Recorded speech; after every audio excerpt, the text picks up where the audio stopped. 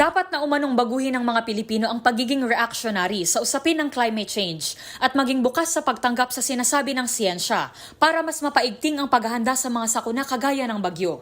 Ito ang pinuna at pinanawagan ng Executive Director at Vice Chairperson ng Climate Change Commission na si Secretary Robert Borge. Sa panayam sa DZRH, sinabi ng direktor na batay sa climate projection, nag-iiba na ang mga norms sa usapin ng sakuna.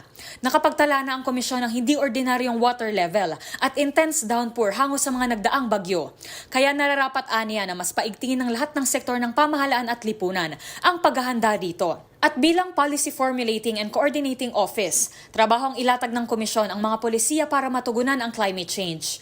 Kaya naman binigyang diin ni Secretary Borge ang kahalagahan ng siyensya at pagsusulong ng mga data-driven solutions na kadalasan ay agad na itinatanggi o sinashutdown ng mga Pilipino.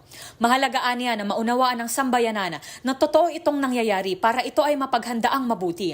Preventive adaptation aniya ang sagot upang maibsan ang mapaminsalang epekto ng mga sakuna na nakasalalay sa pang-araw-araw na gawain ng bawat isa.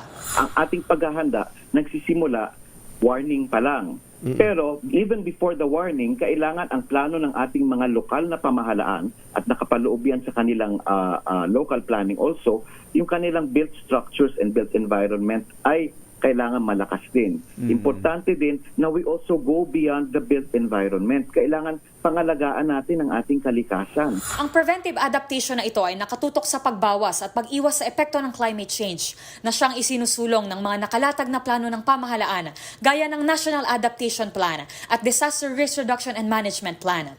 Ngunit bukod sa pagpaplano at pag-unawa sa usapin ng climate change, pinakamahalaga pa rin aniya ang implementasyon nito na dapat ay nakabase pa rin sa siyensya.